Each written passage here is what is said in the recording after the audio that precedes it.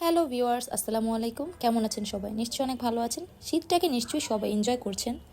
কি ভুল কিছু বলে ফেললাম? হ্যাঁ, অবশ্যই ভুল কিছু বলে ফেলেছি। কারণ আসলে শীত কিন্তু সবার জন্য সুখকর বা এনজয়েবল কোনো কিছু হয় না।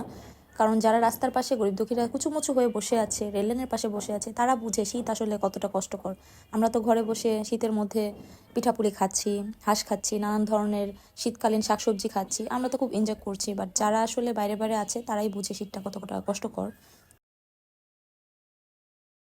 তো যাই হোক, আমার সামর্থ্য অনুযায়ী আমি যা করার করেছি, যতটুকু পারি দেওয়ার চেষ্টা করি। আপনারাও আপনাদের সামর্থ্য অনুযায়ী শীতকালীন কাপড় হোক, যেটাই হোক, যেটা দিয়েই পারেন আপনারা অবশ্যই গরিব দুঃখীদের সাহায্য করবেন।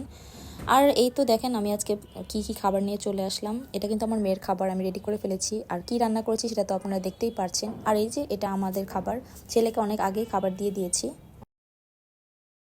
আর এই যে আমার পাকনি বুড়ি দেখুন, খাওয়া দাওয়া শেষ করে বাবার সাথে বাইরে গিয়েছিল, আর আসার সময় দেখুন কি নিয়ে এসেছে সেটা আপনারাই দেখুন। কি এনেছো? এগুলো কি? হ্যাঁ, আনো দেখি।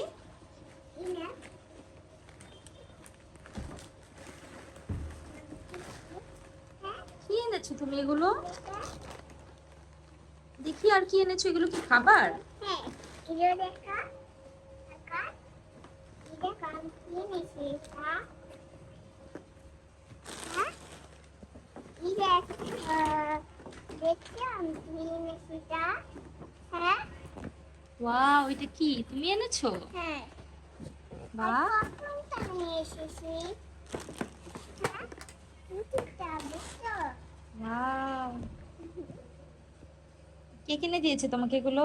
বাবা আবার এগুলো আনবক্স করবে না?